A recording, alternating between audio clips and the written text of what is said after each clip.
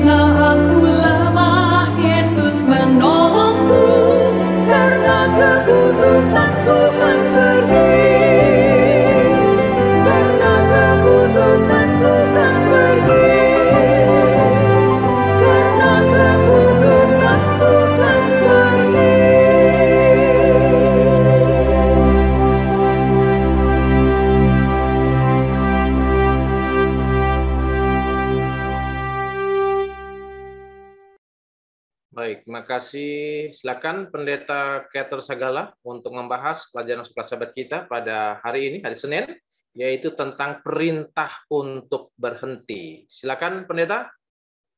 Selamat siang bagi kita semua, bagi Bapak dan Ibu, saudara-saudara sekalian. Pada hari ini kita akan belajar sekolah sahabat, mengulas sedikit poin-poin penting dalam pelajaran kita, pelajaran ke-9, yang diberikan judul ritme perhentian. Ayat hafalannya Kejadian pasal 2 ayat 3. Lalu Allah memberkati hari ke-7 itu dan menguduskannya. Karena pada hari itu ia berhenti dari segala pekerjaan penciptaan yang telah dibuatnya. Jadi ini satu undangan yang berkelanjutan yang diberikan oleh Allah supaya kita bisa bersatu dengan Allah. Supaya kita bisa bersama-sama dengan Allah. Penulis Sekolah Sahabat menuliskan ritme. Apa itu arti kata ritme?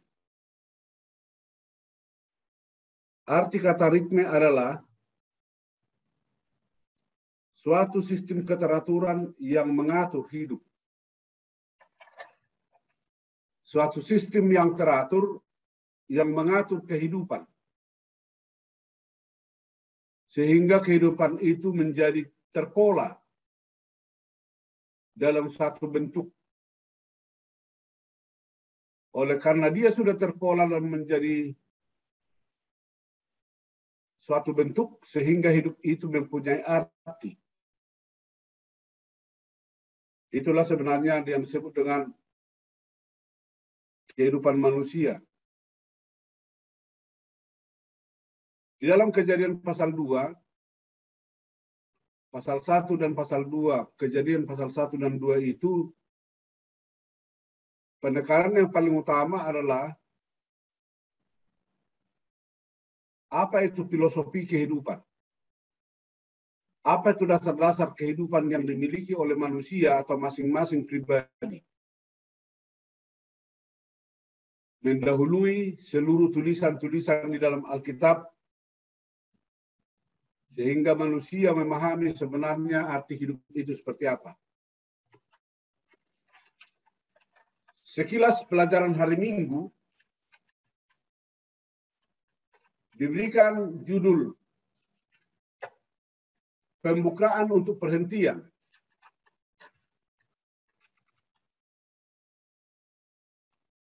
Tuhan pada waktu penciptaan ada.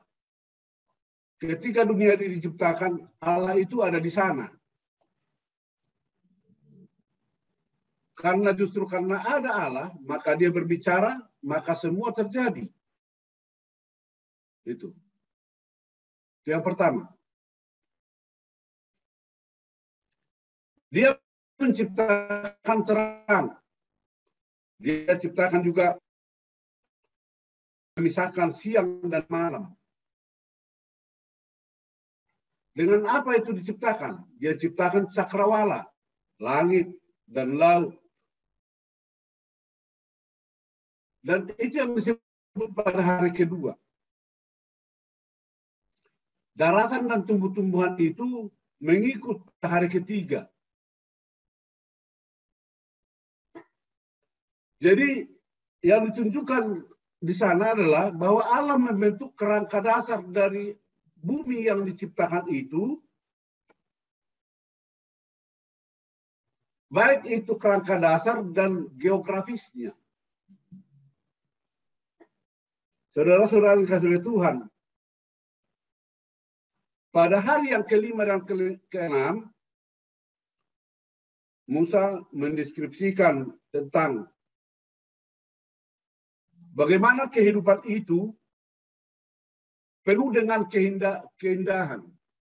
Bahwa yang dijadikan Allah itu terpolarisasi menjadi satu bentuk yang indah. Diikuti dengan makhluk hidup. Pada hari kelima dan hari keenam, Allah menciptakan makhluk hidup, burung, ikan, hewan darat. Semuanya memenuhi ruang yang disiapkan oleh Tuhan. Itu kerangka kerja Allah menciptakan langit dan bumi. Namun Tuhan mengevaluasi apa yang diciptakan. Dia mengatakan semuanya sungguh amat baik.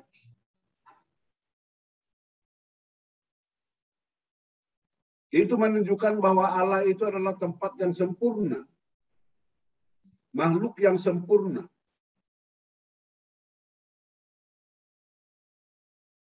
makhluk ciptaan itu walaupun begitu banyak memenuhi bumi ini, Tuhan terus mengatakan bahwa itu baik. Sungguh amat baik.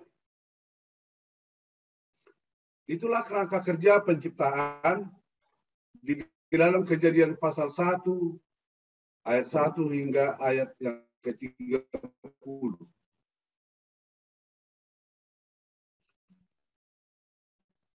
Ada berbeda sedikit penciptaan Allah walaupun sama-sama makhluk hidup, burung-burung, hewan, binatang-binatang di laut. Ada perbedaannya dengan manusia yang diciptakan oleh Allah.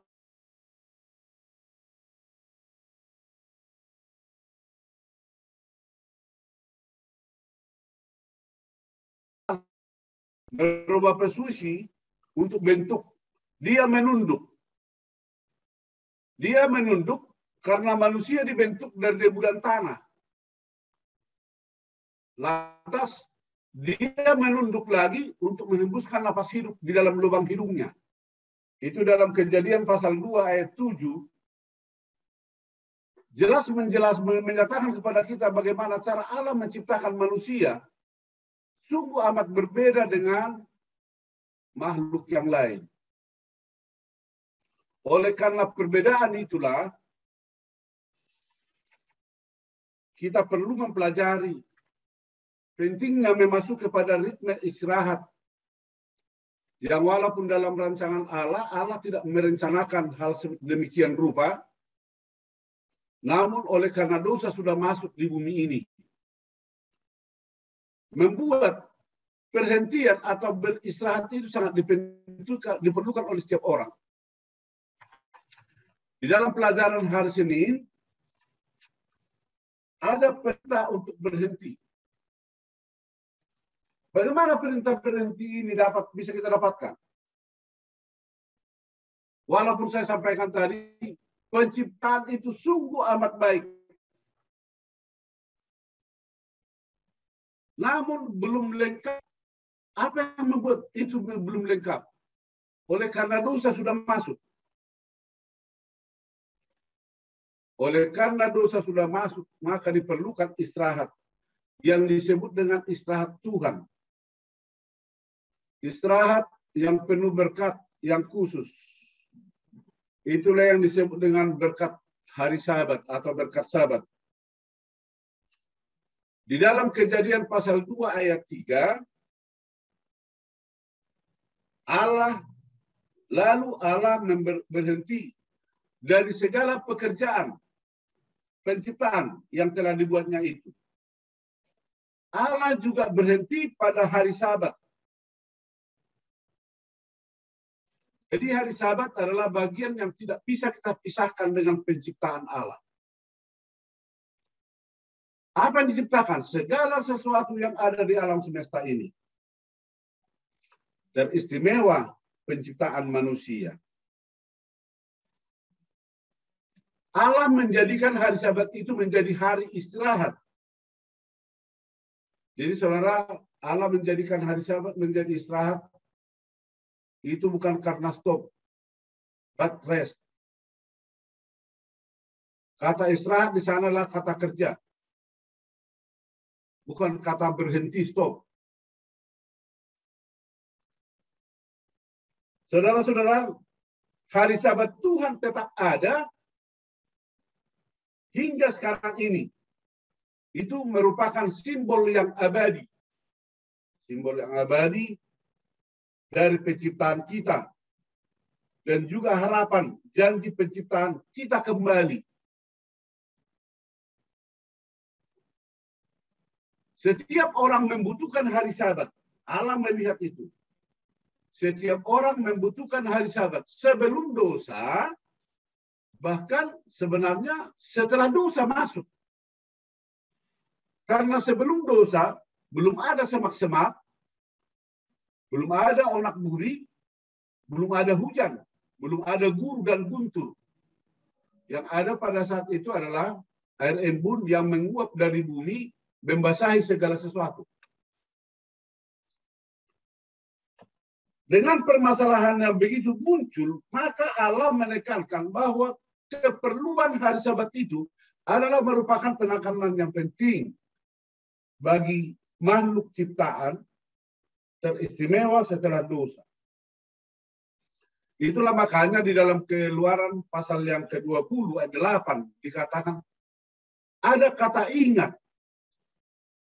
Kata ingat di sana merujuk kepada supaya kita mengingat bahwa manusia itu adalah ciptaan Allah, kita ini dijadikan oleh Allah, dan yang kedua, bahwa kita dijadikan Allah berbeda dengan ciptaan yang lain, walaupun makhluk yang lain. Kenapa? Kalau hewan-hewan yang lain diciptakan Allah dengan berfirman, kalau kita diciptakan Allah dibentuk dengan tangannya sendiri, dan dia membungkuk, dia menghembuskan napas hidup di dalam lubang hidung manusia. Jadi, untuk apa itu hari Sabat dibuat oleh Allah? Hari Sabat adalah waktu yang tepat untuk menjadi tempat perhentian. Diberikan secara khusus kepada manusia yang istimewa, yang luar biasa dari antara semua ciptaan. Kita dipanggil untuk mengingat asal-usul kita. Pada hari Sabat, kita diingat, kita merenungkan bagaimana Tuhan menciptakan kita. Bahwa kita ini adalah makhluk ciptaan yang diciptakan dalam gambar dan rupa Allah. Itu nomor 2. Kita diciptakan untuk berbagi persekutuan dengan Allah. Penting. Pentingnya persekutuan dengan Allah itu terbangun kembali. Yaitu hari Sabat. Makanya Allah meminta kita untuk berhenti dari semua segala pekerjaan kita.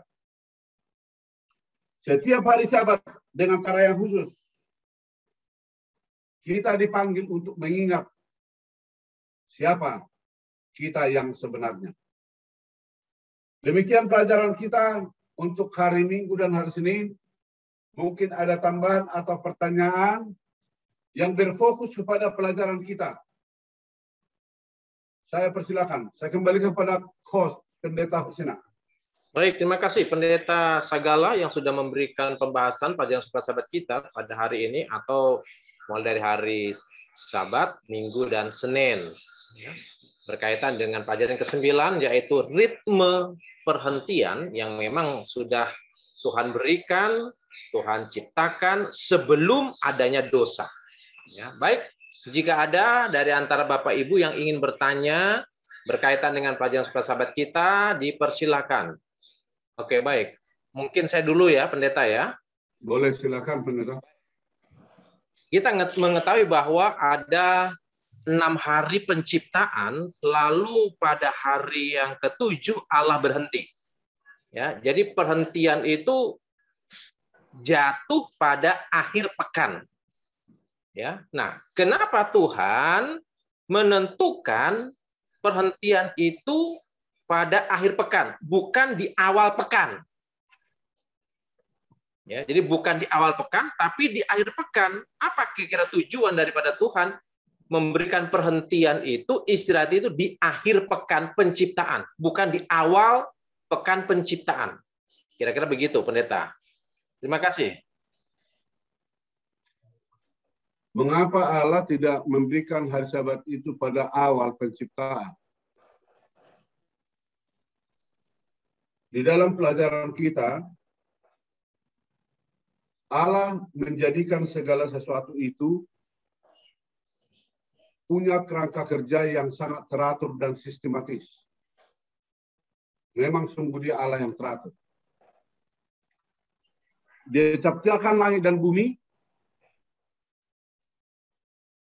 masih belum berbentuk dan kosong, diciptakan dari yang ex nihilo, yang tidak ada menjadi ada. Dan dia menciptakan cakrawala, langit dan laut disebut menjadi ada itu pada hari kedua. Pada hari ketiga Allah menciptakan daratan, tumbuh-tumbuhan, itu mengikuti pada hari ketiga. Jadi Allah menciptakan benda-benda penerang di alam semesta ini menjadi tempat bagi makhluk hidup. Menjadi tempat bagi makhluk hidup. Di hari ke-5 dan ke-6 dia menciptakan hewan-hewan yang bernapas, termasuk ikan di laut.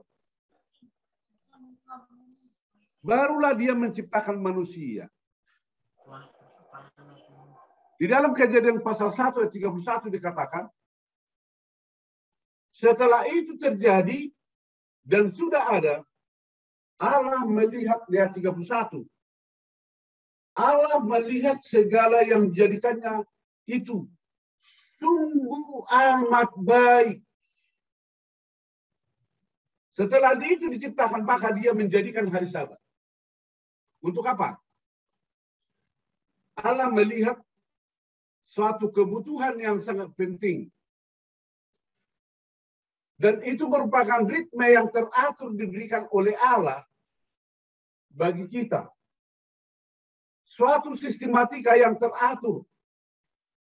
Sehingga pada hari setelah manusia menciptakan hari Sabat, menjadikan hari Sabat, memberkati, menguruskan dan menyucikannya, barulah dia menentukan itu perlu bagi kita. Jadi Allah melihat kebutuhan kita, dia bukan hanya asal bekerja, menjadikan segala sesuatu. Itu jawaban dari saya. Terima kasih. Baik, sebagai tambahan, kalau boleh, kita menemukan juga bahwa ibarat melukis saudara-saudaraku, bahwa Tuhan sedang melukis di bumi yang kosong. Lalu dia buat ini, yang pertama, buat dulu terang.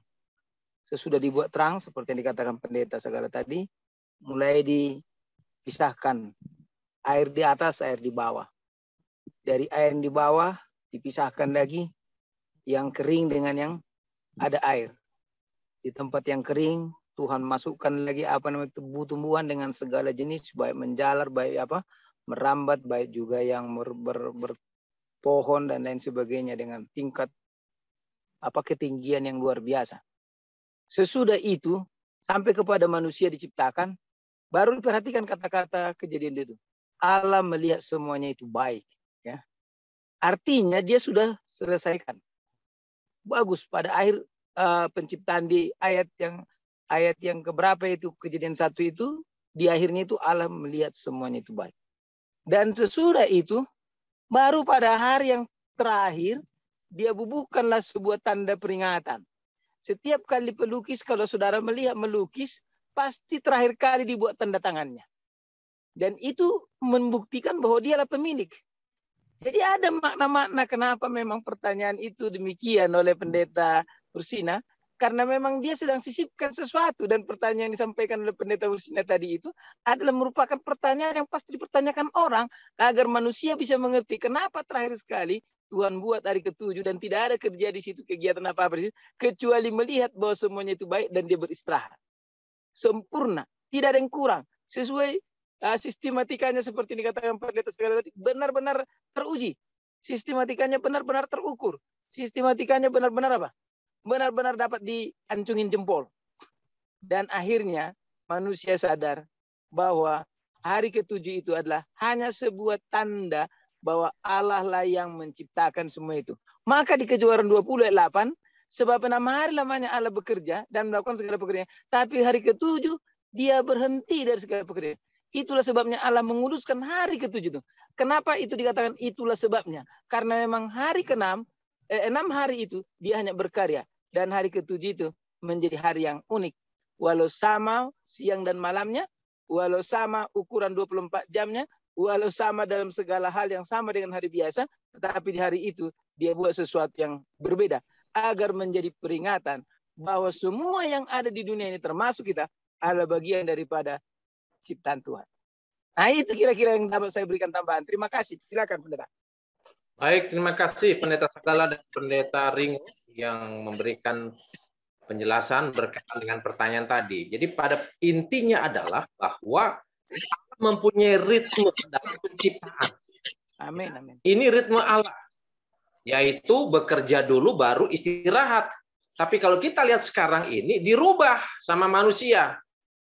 Ya, hari pertama istirahat, hari kedua sampai hari ketujuh bekerja. Ini sudah merusak tatanan ritme yang diciptakan oleh Allah. Itu ada kaitannya dengan pertanyaan dari Bapak Ganda Silalahi. Begini, Pendeta. Ya, pertanyaan dari Bapak Ganda Silalahi, ya, di ruang chat itu. Katakan demikian. Kita beristirahat satu hari, yaitu Sabat, sementara dunia tidak pernah beristirahat Sabat. Tapi orang dunia itu lebih sehat dan lebih kaya. Gimana salahnya, Pendeta? Nah, ini berkaitan dengan pertanyaan pertama tadi, ya. Gimana letak salahnya ini? Silakan, Pendeta. Memang pandangan kita secara kasat mata sepertinya lebih sehat mereka yang tidak berhari Sabat gitu ya. Kira-kira begitu kan pertanyaan. Iya, secara kasat mata pandangan kita seperti itu. Tetapi apakah betul? Tidak. Apa dasarnya? Dasar Alkitabiahnya karena Allah memberkati hari Sabat. Allah menyucikan. Jadi kalau memang sungguh-sungguh kita berhari Sabat, sungguh-sungguh ya, bukan hanya ingat hari Sabat. Kalau sungguh-sungguh kita berhari Sabat, beristirahat di dalam Tuhan pada hari Sabat, hidupnya akan lebih sehat. Karena hari Sabat akan mengatur tatanan dan pola hidup kita untuk menjalani kehidupan setiap hari. Apa yang membuat? Karena hari Sabat kita membangun hubungan yang intim bersama dengan Tuhan. Ada hubungan yang sangat erat di antara ciptaan itu antara manusia dengan Allah. Tapi kalau kita bicara masalah pribadi, ya mungkin bisa terjadi seperti itu karena kita tidak tahu pribadi orang. Ya, karena kita tidak tahu pribadi orang. Ya, orang kelihatan seperti berhari Sabat, tapi dia tidak beristirahat di dalam Tuhan, kan? Kelihatannya dia seperti berhari Sabat. Iya, pakai jas, pakai ini, tapi tidak istirahat dalam Tuhan. Nah, itu. Jadi, kita harus memilih. Hari Sabat kita mengingat Allah pencipta, kita berhenti, diminta berhenti. Dalam Keluaran pasal yang ke-20, ayat 8 sampai 11. Siapapun, jangan. Baik orang yang menumpang di rumahmu, baik budakmu, baik hambamu. Ya, kita bisa saja kita istirahat hari Sabat. Tapi pembantu kita, budak kita bagaimana? Orang-orang kerja di perusahaan kita seperti apa? Anak buah kita seperti apa? Nah, itu. Jadi, boleh saudara Ganda Silalahi bertanya seperti itu. Mengapa sepertinya orang yang tidak berhari Sabat lebih sehat keadaan hidupnya mereka ya? Itu kelihatannya seperti itu. Terima kasih. Baik, terima kasih. Ada yang ingin melengkapi dan menambahkan? Silakan. Nah, saya sedikit tambahkan dulu. Kita ya. harus melihat lebih jeli lagi sedikit lah. Maksudnya begini, ukuran kesehatan yang kita jadikan standar seperti apa? Karena kesehatan itu menyangkut 3 hal. Yang pertama, sehat mental. Kedua, sehat rohani. Kemudian, sehat fisik.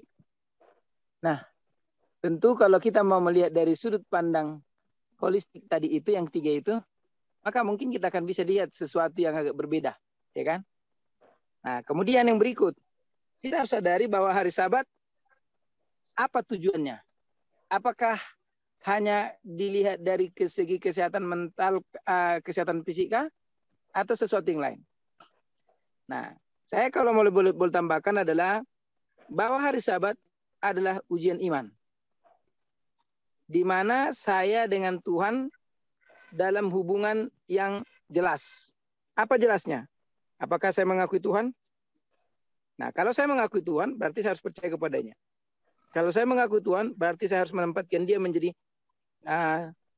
steering of my life, yang mengendalikan saya punya kehidupan. Artinya, ketika saya mengatakan bahwa dia mengendalikan kehidupan, segala hal yang dia sudah jadikan menjadi aturan, kemudian patron, kemudian hukum, dan lain sebagainya, itu pasti benar. Kenapa? Satu, Allah disebut omniscience, maha tahu.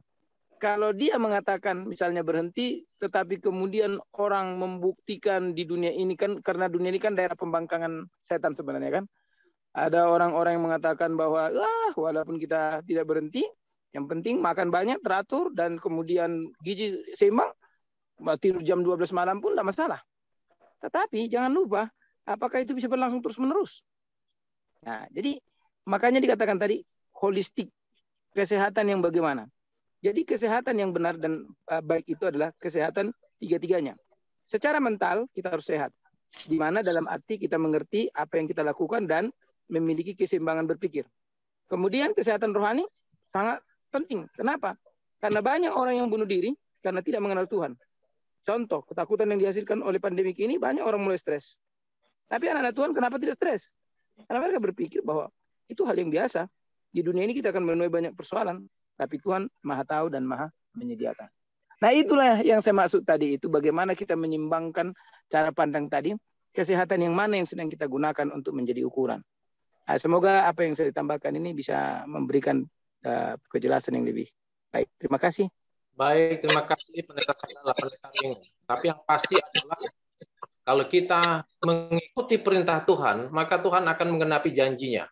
Yesaya 58 ayat 13-14 itu adalah janji berkat yang Tuhan berikan dalam kehidupan kita. Jadi pastikan bahwa ketika kita sungguh-sungguh menyucikan hari Sabat, mengikuti pola ritme yang sudah ditetapkan oleh Tuhan, maka tentunya kita juga akan menikmati berkat-berkat Tuhan, ya, berkat abadi, hidup kekal bersama dengan Tuhan.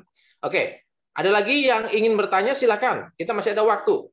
Pendeta Ursina, tambahan saja boleh? Pendeta Sony Kapitan, silakan Pendeta. Baik, terima kasih, pertanyaan yang bagus dari Bapak Ganda Silalahi tadi. Jadi orang yang punya Sabat versus atau dengan orang yang tidak punya Sabat. Kelihatannya orang yang tidak punya Sabat lebih sehat, lebih kaya sebenarnya daripada orang yang punya Sabat. Bagus sekali pertanyaan ini, makna kehidupan bagi kita semua ya, saudara dan saya. Kemudian Bapak Pendeta Kasagala sudah mengeluarkan tadi dan juga Pak Pendeta Jeringo.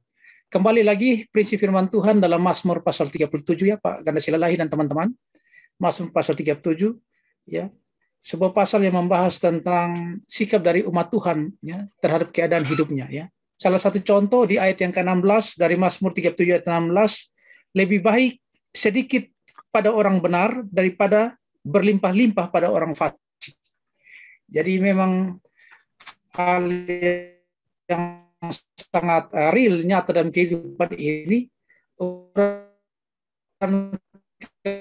kemakmuran, kesejahteraan itu biasanya mencakup kayak gitu. Umat Tuhan jika merasa iri, bila mana kelihatannya orang lebih kaya ataupun standar dunia ataupun apalagi lebih sehat ya. Tapi ini sebuah himbauan bagi kita juga sebagai umat Tuhan,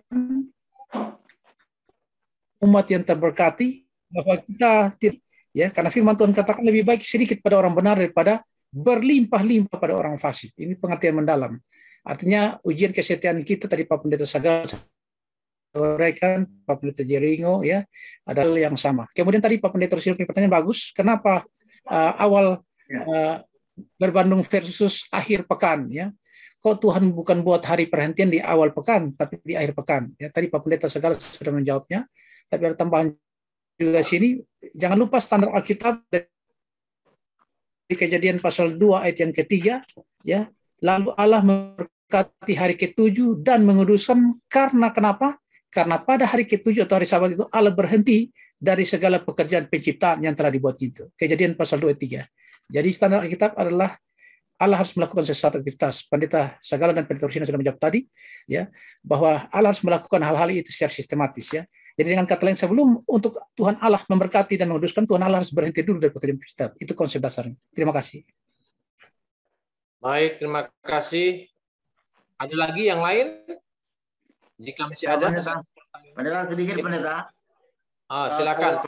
Ya, kalau setelah kita membaca Alkitab dan kita amati kehidupan dunia ini juga secara tidak langsung sudah mengakui apa yang Alkitab perintahkan. Contohnya istirahat.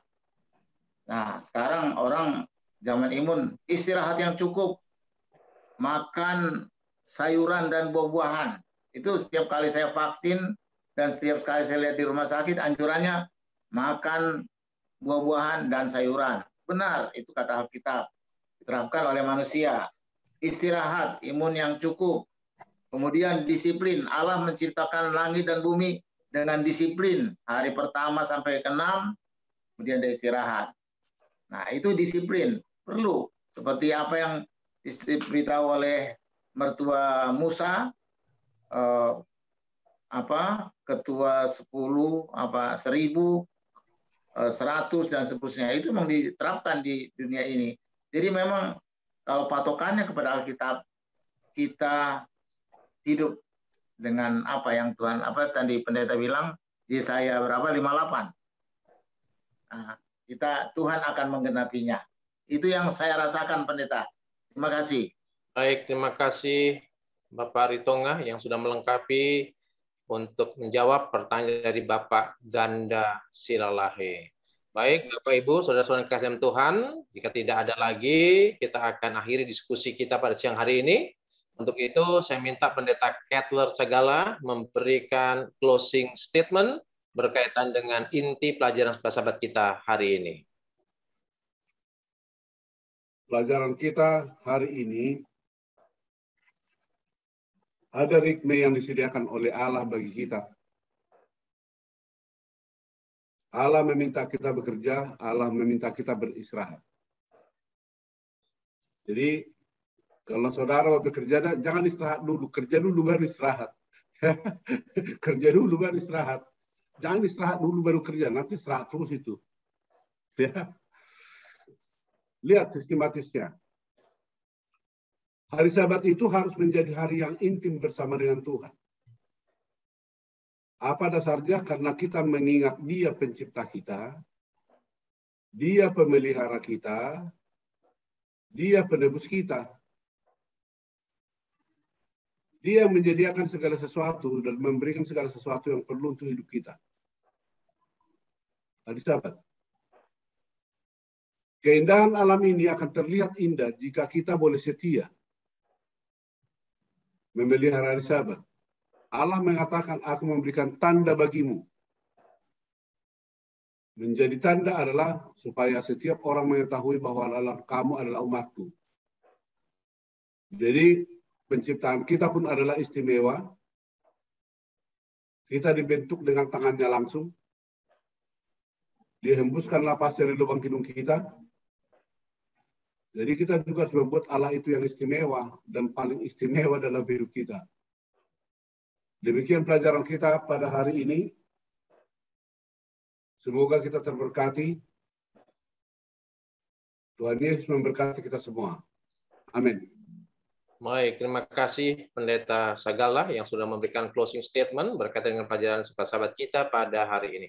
Selanjutnya kita akan dengarkan lagu pujian dan nanti doa tutup dilayangkan oleh Pendeta Kettler Sagala.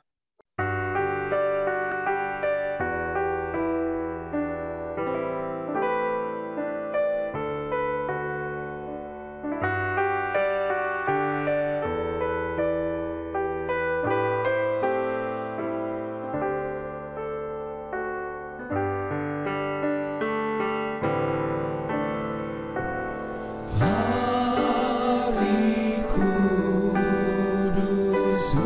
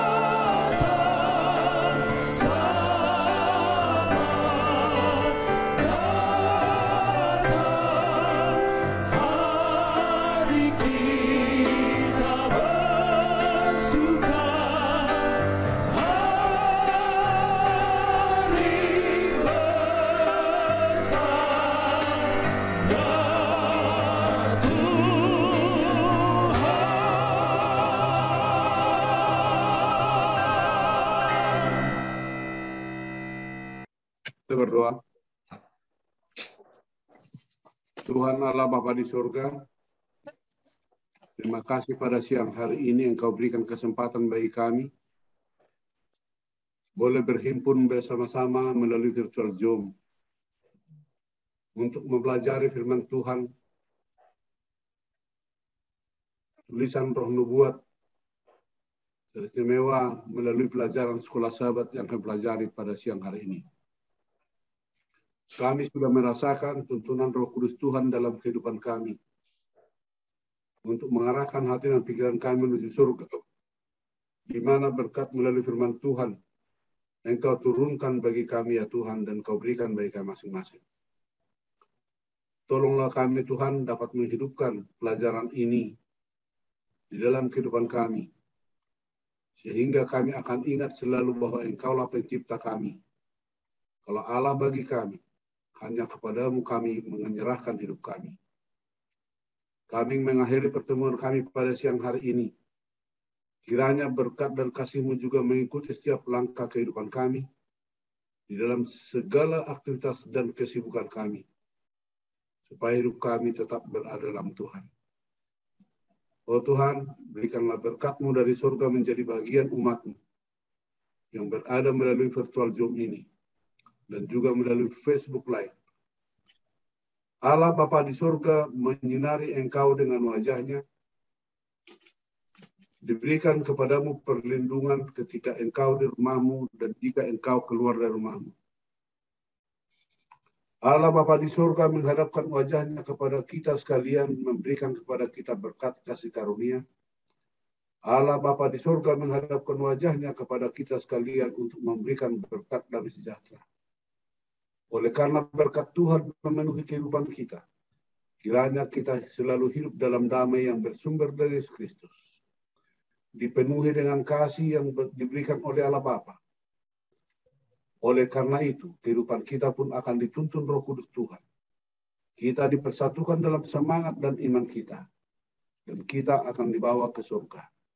Kiranya Allah memberkati kita dari hari ini sampai Maranatha. Amin.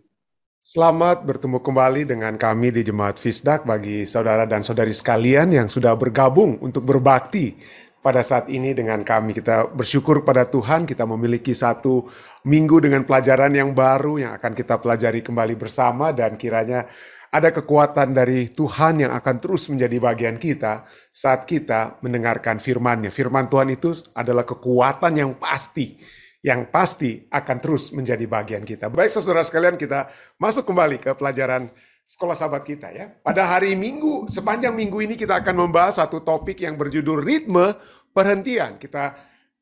Ayat inti kita untuk sepanjang minggu ini terdapat dalam Kejadian 2 ayat 3, lalu Allah memberkati hari ketujuh itu dan menguduskannya. Karena pada hari itulah ia berhenti dari segala pekerjaan penciptaan yang telah dibuatnya. Dan itu telah dia berikan kepada kita sebelum manusia jatuh ke dalam dosa. Dan juga itu dapat juga terus menjadi bagian kita pada saat ini ya, bahkan setelah jatuh dalam dosa. Di mana bukan karena Allah capek, bukan karena Allah perlu untuk istirahat, tetapi karena kita yang perlu untuk apa? Memiliki satu saat di mana kita mengisi kembali kehidupan kerohanian tersebut. Jika sebelum, tentunya itu adalah waktu khusus ya pada hari. Kalau manusia tidak jatuh dalam dosa, saya percaya ya, mungkin hari-hari lainnya mereka akan berkeliling untuk mengolah tanah ya. Allah berikan pekerjaan. Pekerjaan itu bukan karena kita berdosa, tidak. Tetapi itu Tuhan telah berikan, tapi pada hari ketujuh, kalaupun manusia belum jatuh dalam dosa, itu adalah hari khusus di mana manusia akan berkomunikasi terus dengan Allah, diisi dengan hal-hal yang Tuhan ingin mereka terus ketahui di dalam kehidupan untuk melanjutkan kehidupan mereka. Dan inilah yang dapat kita lihat tentang signifikansi daripada hari Sabat atau hari ketujuh tersebut. Pada malam hari ini, waktu Amerika, kita akan membahas tentang apa ya? Prelude, pendahuluan, ya, pendahuluan untuk perhentian. Kira-kira kenapa itu perlu? Kenapa harus ada hari perhentian tersebut yang boleh saya katakan ini ya, pendahuluan pernyataan saya ini adalah untuk mengisi kehidupan kita kembali. Kenapa kita harus diisi kembali? Seperti kalau kita tidur di malam hari. Kenapa kita harus tidur di malam hari? Supaya kita diisi kembali tenaga kita seperti begitu ya. Supaya di keesokan hari kita dapat memiliki kesegaran kembali untuk melanjutkan aktivitas kita. Itulah sebabnya kita memerlukan untuk diisi kembali. Dan bagaimana itu nanti kita akan lihat tambahan pelajaran kita ya. Baik, mari kita lanjutkan saja ya. Tuhan ada di sana pada mulanya, pelajaran Sekolah Sahabat kita katakan. Tuhan Allah berbicara dan penciptaan itu jadi. Terang memisahkan siang dan malam. Cakrawala, langit dan laut disebutkan menjadi ada pada hari kedua. Ya, di cakrawala itu tadinya penuh air, tapi kemudian pada cakrawala dipisahkan langit yang di atas dan langit yang di bawah. Lalu daratan dan tumbuh-tumbuhan mengikut di hari ketiga. Dan Tuhan kita lihat membentuk kerangka dasar waktu dan geografis, yaitu hari pertama, kedua, dan ketiga. Dan kemudian hari pertama, kedua, dan ketiga itu kemudian dia isi selama 3 hari berikutnya. Terang mengatur langit di siang dan malam. Nah, kita akan coba pause dulu di sini ya. Kita akan lihat apa yang saya pernah tampilkan waktu lalu tentang Minggu Penciptaan itu, seperti pelajaran Sekolah Sahabat kita berbicara tentang adanya kerangka dasar yang kemudian dari hari pertama, kedua, ketiga itu kerangka dasar, lalu kemudian kerangka dasar itu diisi di hari keempat, 5, dan ke-6. Itulah sebabnya kita lihat ini, kerangka dasar hari pertama terang ya, hari kedua air dan cakrawala di atas, lalu hari ketiga tanah dan tumbuh-tumbuhan. Coba kita lihat, kerangka dasar itu kemudian diisi, dipenuhi, dibuat sesuatu. Misalnya hari keempat kita lihat ada benda-benda penerang. Hari kelima ikan di udara itu, di cakrawala itu ada, ikan itu mengisi air, ya air diisi laut ya. Lalu burung di udara itu yang mengisi apa? Cakrawala. Lalu apa yang mengisi tanah dan tumbuh-tumbuhan? Itu di hari ke-6. Apa itu? Binatang darat dan apa? Manusia. Jadi kita lihat semua ini ada berhubungan. Hari pertama berhubungan dengan hari keempat. Hari kedua berhubungan dengan hari kelima. Hari ketiga berhubungan dengan hari ke-6. Dan hari ke-7, hari Sabat itu tidak ada hubungannya dengan hari lainnya. Itulah hari yang khusus, hari yang istimewa ya, yang Tuhan sudah berikan. Jadi kita tidak bisa katakan, wah, Veteran tuh semua hari sama saja. Well, kalau kita lihat penciptaan, kita bisa melihat hari-hari itu berhubungan satu dengan yang lain sampai hari ke-6, tetapi tidak pada hari yang ke-7. Dan kita lihat bagaimana kerangka dasar ini ya. Misalnya tentang terang, berfirmanlah Allah, jadilah terang, lalu terang itu jadi, Allah melihat bahwa terang itu baik, lalu dipisahkanlah terang itu dari apa? Dari gelap. Dan ini hal yang sama ini dari yang hari pertama ini kita juga dapat lihat dari hari yang keempat. Kejadian 1, 14 dan 18 katakan berfirmanlah Allah, jadilah benda-benda penerang. Jadi bukan hanya terang, tapi benda-benda penerang pada cakrawala untuk memisahkan siang dari malam, untuk memisahkan terang dari gelap. Kata-kata yang sama kita lihat dari Kejadian 3-4 diulangi di dalam Kejadian 1 ayatnya yang ke-14 dan ayatnya yang ke-18. Memisahkan terang dari gelap, dan Allah melihat semuanya itu baik. Mari kita kembali pelajaran Sekolah Sahabat kita, ini tambahan sedikit ya.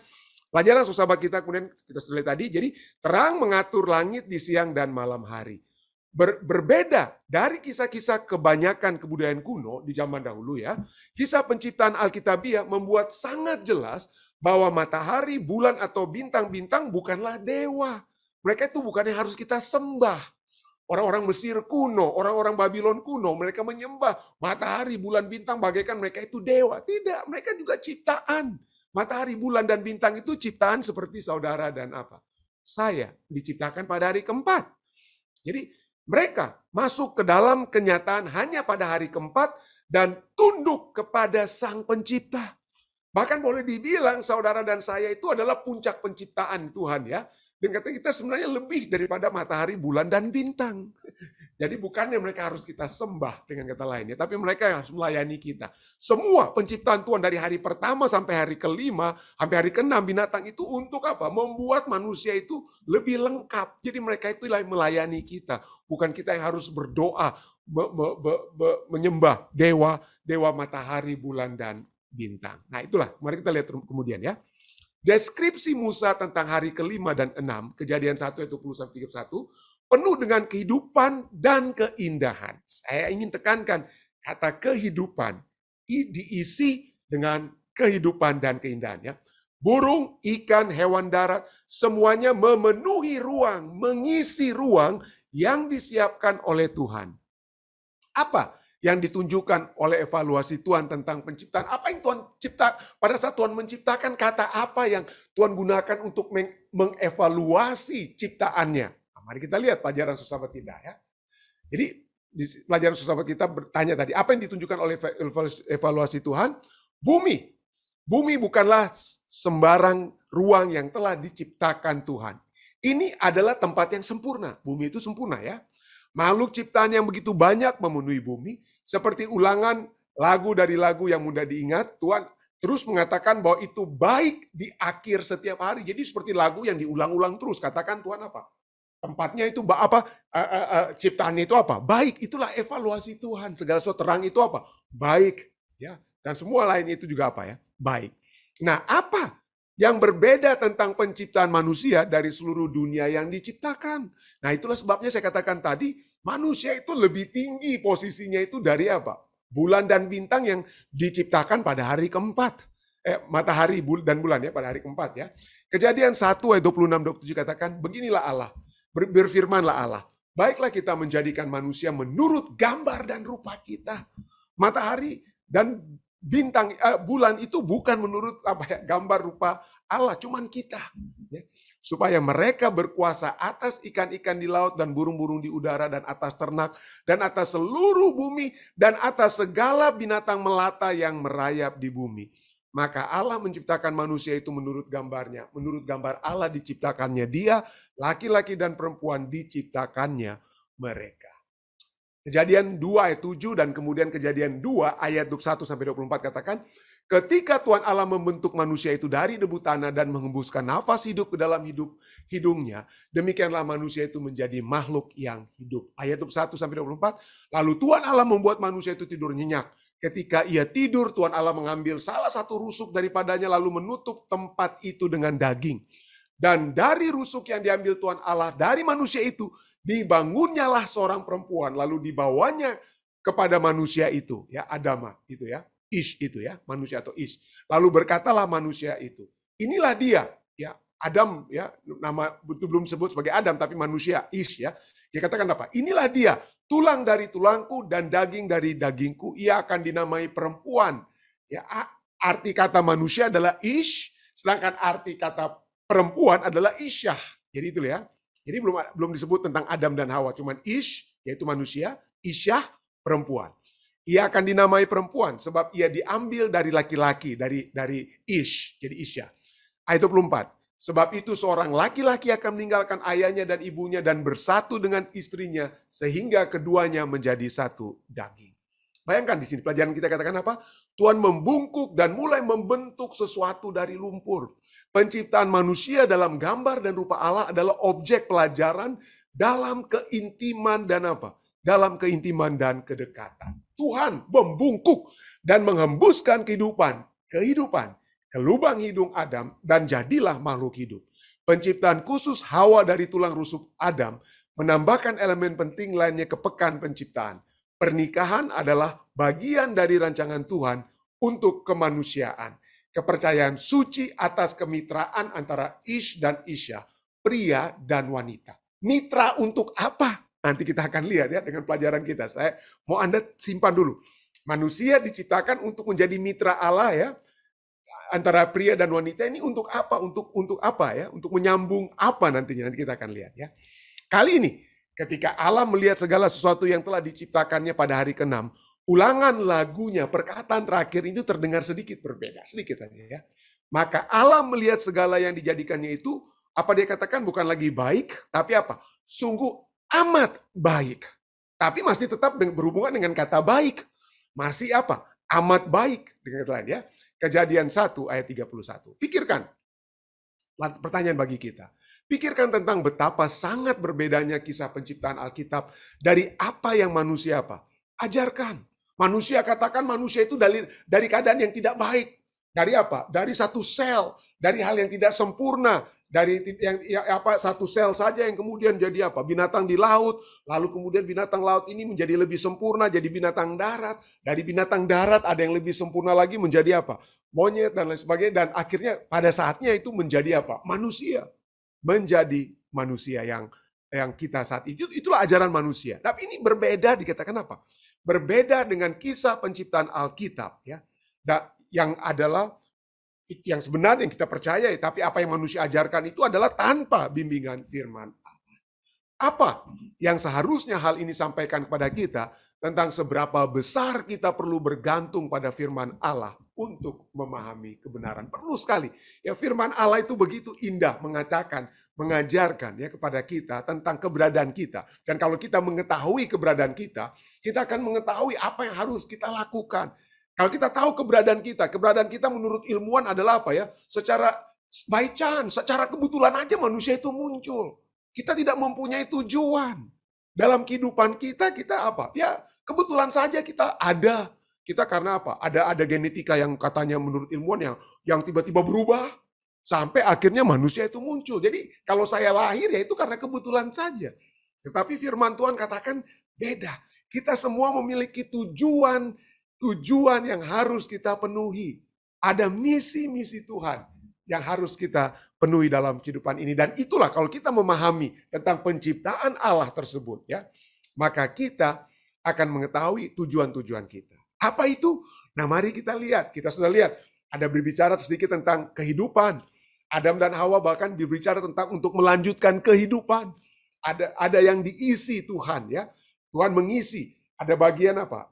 Ada bagian hari pertama, kedua, ketiga, kerangka dasar yang kemudian diisi di hari keempat, lima, dan apa? Keenam. Jadi mari kita lihat konsep-konsep ini dan kita coba satukan. Dan kita memulainya, menyatukan hal ini, ya memulaikan hal ini dengan kata baik.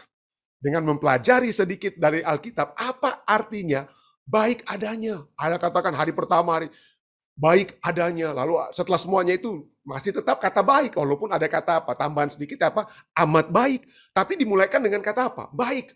Kejadian 1 ayat 3-5. Berfirmanlah Allah, jadilah terang. Lalu terang itu jadi. Allah melihat bahwa terang itu baik.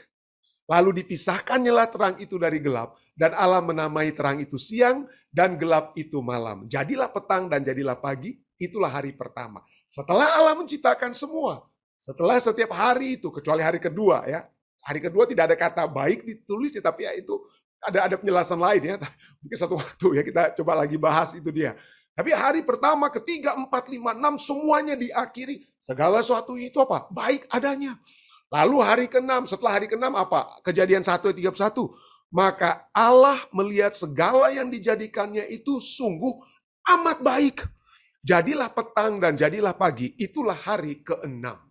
Itulah hari ke-6. Nah, pertanyaannya, pendeta, kalau semuanya itu Allah, tadi ada satu kutipan di pelajaran kita, katakan segala sesuatunya itu sempurna ya, keberadaan manusia itu, dunia itu diciptakan sempurna. Kenapa tidak Allah katakan, maka Allah melihat segala sesuatu yang dijadikannya itu sungguh amat sempurna. Kenapa tidak menggunakan kata apa? Sempurna. Kenapa dari baik ya ujung-ujungnya cuma amat baik? Kenapa tidak sempurna semua?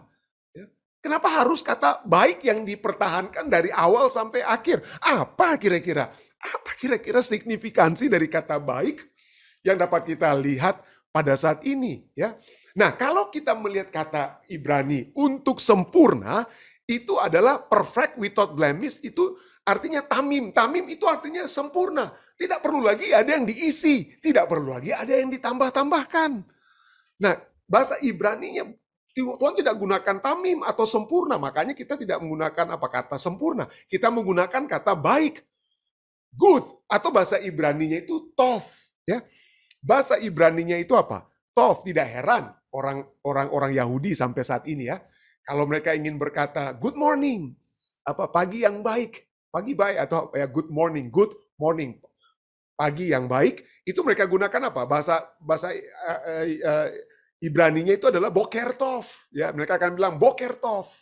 Ya, orang Ibrani baca itu dari apa ya? Dari kalau Anda lihat ini dari kanan ke kiri, bukan kiri ke kanan ya, dari kanan ke kiri. Mereka baca apa? Boker tov. Atau kalau mereka katakan seperti bukan good luck ya, tapi good fortune. Mereka ingin memberikan salam ya kepada kita semua misalnya. Makanya mereka gunakan apa? Semoga beruntung. Bahasa Indonesianya itu adalah apa? Mazel tov. Mazel tov. Artinya tov itu apa? Baik. Jadi itulah kata Ibrani untuk selamat pagi atau good morning, boker tov, good fortune atau mazel tov. Nah, kata tov ini muncul itu di dalam kitab Kejadian 1 itu 7 kali, saudara. 7 kali kata tov itu muncul. Dari hari-hari penciptaan itu munculnya itu apa?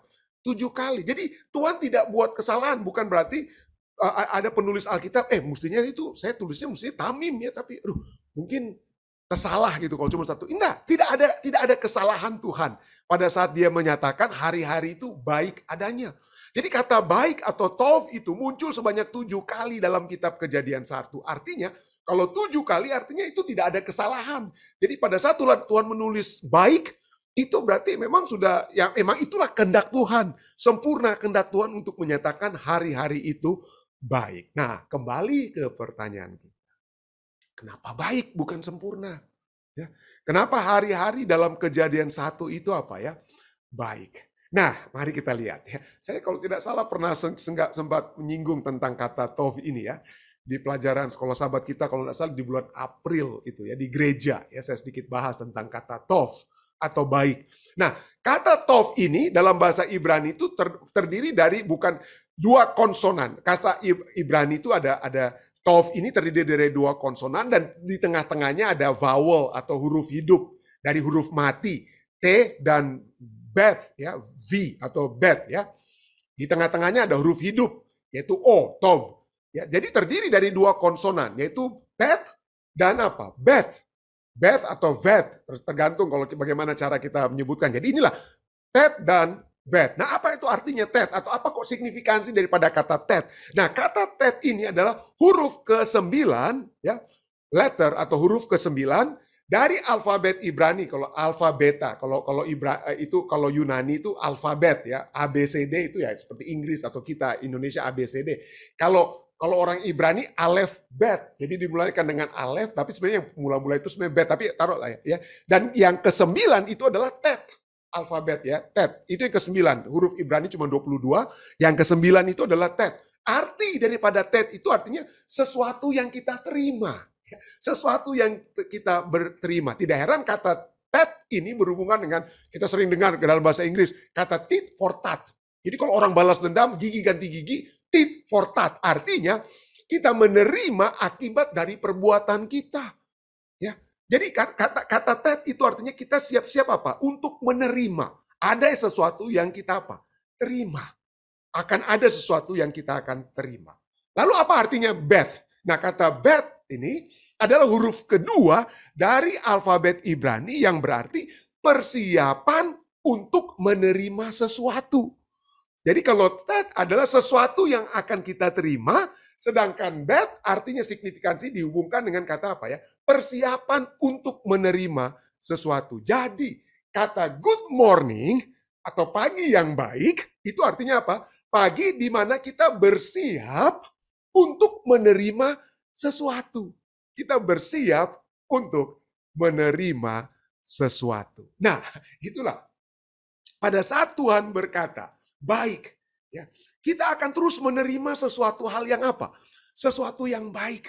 Ya. Hari pertama, baik adanya. Hari kedua, ketiga, 4, 5, 6, baik. Ya. Ada sesuatu yang akan kita terima. Yang mana itu? Yaitu hari ke-7, saudara. Itu yang baik yang akan kita terima. Di mana kita akan memiliki satu hubungan yang khusus dengan apa? Dengan Allah. Kenapa? Karena Allah adalah sumber kehidupan. Kalau kita, tentu saja kita bisa bertemu dengan Tuhan di hari pertama, kedua, ketiga, keempat, 5, 6. Tetapi Tuhan memberikan satu hari yang khusus di mana kita memiliki kehidupan yang penuh di dalam Dia. Pertemuan itu, jadi hari pertama sampai ke-6 itu kita bersiap-siap. Terus bersiap untuk menerima sesuatu yang baik. Yaitu di hari apa ya? Hari yang ke-7. Karena kita mendapatkan kehidupan dari satu hubungan dengan Tuhan. Di hari yang Dia sudah khususkan. Di hari yang ke-7 tersebut. Ini dalam sekali pemahaman ini. Tapi inilah kurang lebih ya. Dan apa artinya? Kenapa saya katakan kehidupan? Nah, pada tadi pendeta bilang bersiap untuk menerima sesuatu yang baik dan itu dihubungkan dengan kehidupan. Nah, mari kita lihat. Satu signifikansi daripada arti baik ini, kata baik itu, yaitu coba kita lihat di hari yang ketiga. Hari yang ketiga, apa yang Tuhan ciptakan di hari ketiga? Hari ketiga kita melihat ada apa? Ada tanah yang terjadi ya, artinya dipisahkan antara laut atau air dan tanah, lalu tumbuh-tumbuhan apa? Tuhan tumbuhkan. Nah, mari kita baca. Kejadian 1 ayat 3 sampai 5. Sini dikatakan. Kejadian 1 ayat 3 sampai 5, berfirmanlah Allah. Hendaklah tanah menumbuhkan tunas-tunas muda, tumbuh-tumbuhan yang berbiji, segala jenis buah-buahan yang menghasilkan buah yang berbiji, supaya ada tumbuh-tumbuhan di bumi. Dan jadilah demikian. Tanah itu menumbuhkan tunas-tunas muda, dan segala jenis tumbuh-tumbuhan yang berbiji, dan segala jenis pohon-pohonan yang menghasilkan buah yang berbiji. Allah melihat bahwa semuanya itu apa? Baik. Kata baik di sini. Nah, poin di sini ya. Kenapa harus ada pohon, tapi pohon itu harus menghasilkan buah yang berbiji. Kalau ada pohon yang menghasilkan buah, tetapi tidak ada bijinya di dalam pohon tersebut, maka pohon itu bukan pohon yang baik. Ya. Pohon itu, kalau dia makan, Alkitab banyak berbicara, pohon yang tidak berbuah, Yesus katakan apa? Semua pohon yang tidak berbuah itu ada satu perumpamaan Yesus. Ya, itu harus dipotong. Kita semua harus berbuah. Kenapa? Sangat signifikan. Kita harus berbuah. Harus ada pohon yang menghasilkan apa? Buah yang berbiji. Artinya, kalau pohon menghasilkan buah yang berbiji baik, tetapi tanpa buah yang berbiji, tidak baik. Bahkan seperti saya katakan tadi, perumpamaan Tuhan Yesus harus dipotong. Ya. Kenapa? Karena yang baik itu, yang baik, sesuatu baik itu adalah sesuatu yang menghasilkan kehidupan dan memiliki potensi untuk kehidupan yang berkelanjutan di dalamnya. Kenapa Adam dan Hawa, Ish dan Isyah, laki-laki dan wanita menjadi mitra Allah, disebutkan sebagai mitra Allah. Kenapa? Karena mereka itu harus ada, dua-duanya harus ada untuk memiliki kelanjutan kehidupan. Tidak heran, Tuhan katakan tidak baik bagi laki-laki itu hidup seorang diri saja. Harus ada seorang pendamping, harus ada mitranya. Kenapa? Karena tidak akan ada kehidupan yang berkelanjutan, kehidupan yang berbuah kalau hanya laki-laki sendirian. Jadi sesuatu yang baik itu selalu diasosiasikan dengan adanya apa? Potensi untuk kehidupan yang berkelanjutan. Jadi harus ada yang mengisi. harus ada yang mengisi yang baik tersebut. Itulah sebabnya hari pertama sampai hari ke-6 itu baik semuanya. Karena kita akan memasuki hari yang mengisi kehidupan kita yang lebih sempurna. Hari ke-7 pada saat kita beristirahat secara penuh untuk berhubungan dengan Tuhan. Sumber kehidupan yang memberikan kehidupan. Kalau kita terus-menerus bekerja tanpa ada istirahat, habis kita, mati kita. Penyelidikan research menunjukkan kalau Anda hanya kerja overtime, bahkan menggunakan setiap hari dalam minggu, Anda akan kena kanker, Anda akan cepat mati. Tidak berkelanjutan kehidupan Anda. Jadi apa yang baik itu? Itulah sebabnya Tuhan katakan semuanya baik, karena masih memiliki potensi untuk kehidupan yang berkelanjutan di dalamnya. Kalau saya mengucapkan selamat pagi kepada saudara-saudara, pagi yang baik artinya mari kita isi hari kita yang baru kita akan mulaikan itu di pagi itu dengan sesuatu hal yang baik untuk melanjutkan kehidupan, bukan untuk kita mati. Dengan kata lain ya. Dan poin ini penting sekali, kenapa? Karena kata baik yang berhubungan dengan kehidupan yang berkelanjutan itu adalah satu tema yang kita bisa lihat di dalam Alkitab. Contohnya apa? Coba kita lihat. Apa yang Tuhan katakan kepada Raja Salomo? Tuhan katakan, apa saja yang kamu minta, aku akan berikan. Tapi coba kita lihat apa yang Raja Salomo minta dari Tuhan. Anda lihat 1 Raja-Raja 3 ayat 9. Apa yang dikatakan? Maka berikanlah, Salomo katakan apa? Bukan kekayaan atau ini itu. Maka berikanlah kepada hambamu ini hati yang faham menimbang perkara untuk menghakimi umatmu dengan dapat membedakan antara yang baik dan yang apa? Yang jahat. Sebab siapakah yang sanggup menghakimi umatmu yang sangat besar ini? Waduh, puji Tuhan, dia ingin apa? Wisdom. Hati yang dapat membedakan antara yang baik dan yang jahat. Ini pertanyaannya, apa itu baik? Anda sudah sedikit dapat tahu, itu kehidupan yang berkelanjutan. Ya, betul kan? Nah, mari kita lihat apa yang terjadi. Apa yang terjadi setelah ini diminta oleh Raja Salomo. Yang terjadi kemudian adalah ada 2 pelacur yang datang kepada dia untuk meminta apa? Meminta penghakiman. Apa yang terjadi? Salah seorang wanita pelacur tersebut, anaknya mati. Malam hari mati, ya mungkin ketindis atau apalah, mati anaknya. Lalu malam itu juga dia ambil anak, kebetulan sahabatnya juga yang sama-sama pelacur, itu juga mempunyai 1 anak dengan umur yang sama, mungkin sama-sama lahir gitu ya. Diambil anaknya yang hidup itu ditukar kepada dengan anaknya yang mati kepada temannya, tetangganya itu. Jadi muncullah mereka ini ke hadapan Raja Salomo yang katakan, anak saya yang hidup. Oh bukan. Anak dia yang mati, anak saya yang hidup. Ini selalu diulang-ulangi. Coba Anda baca 1 Raja-Raja 3 ini. Itu diulang-ulangi kata hidup, mati, hidup, mati. Anak saya yang hidup, anak dia yang mati. Oh bukan, anak dia yang mati, anak saya yang hidup. Hidup, mati itu apa? Itu diulang-ulangi. Apa yang kemudian Raja Salomo lakukan? Wah, ambil pedang. Mari, ambil pedang. Lalu apa kata Raja? Ini yang Raja katakan. Penggalah anak yang hidup itu. 1 Raja-Raja 3 ayat 25-26. Kata Raja, penggalah anak yang hidup itu menjadi 2 dan berikanlah setengah kepada yang satu dan yang setengah lagi kepada yang lain. Maka kata perempuan yang empunya yang anak yang hidup itu, anak yang hidup, kata hidup muncul kembali. Empunya anak yang hidup itu kepada Raja, sebab timbullah belas kasihannya terhadap anaknya itu. Ya Tuanku, berikanlah kepada wanita itu, sahabat saya itu ya. Berikanlah kepadanya bayi yang hidup ini. Dia tidak katakan berikanlah kepadanya bayinya, kepadanya. Tidak. Dia berbicara tentang bayi yang hidup. Ya, berikanlah kepadanya bayi yang hidup itu. Sekali-kali, jangan sekali-sekali membunuh dia. Tetapi yang lain itu katakan apa? Oh, supaya jangan untukku ataupun untukmu, penggal saja. Raja Salomo langsung tahu siapa sesungguhnya ibu sang apa? Anak yang hidup itu. Ibu anak yang hidup itu tidak ingin anaknya yang hidup itu untuk mati. Dan Raja Salomo tahu inilah membedakan mana yang baik dan yang jahat. Karena segala sesuatu yang baik itu berminat atau berniat untuk melanjutkan kehidupan.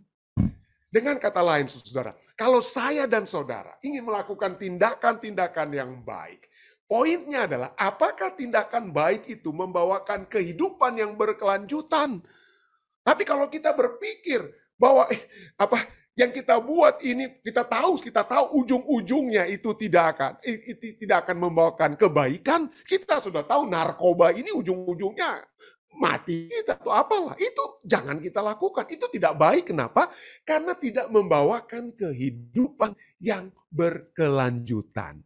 Jadi marilah kita melihat bahwa Tuhan menginginkan kita bermitra. Bukan hanya Adam dan Hawa bermitra, tapi kita semua bermitra untuk melakukan kehidupan yang baik, yaitu kehidupan membawa kehidupan lainnya berkelanjutan. Ya, melakukan hal yang baik, yaitu membawakan kesejahteraan kepada orang lain. Itulah yang harus menjadi tujuan kita. Tapi kalau tujuannya hanya, ya udah matilah semua kita, hancur-hancuranlah keluarga kita, hancur-hancuranlah gereja kita, abu kalau abu, dan lain sebagainya. Itu kita sedang tidak melakukan sesuatu hal yang baik. Jadi marilah kita melihat pelajaran kita selama 1 minggu ini. Allah ingin ada kehidupan yang baik, kehidupan yang berkelanjutan, dan istirahat itu hanya dapat kita peroleh pada saat kita datang kepada sumber kehidupan itu, yaitu Allah kita. Dan apabila itu kita lakukan pada hari di mana Dia tetapkan untuk bagi kita memiliki hubungan kehidupan dengan Dia, biarlah itu dapat menjadi istirahat kita yang sejati. Inilah kira-kira tambahan yang dapat saya bawakan, dan saya bawa ini dalam nama Yesus.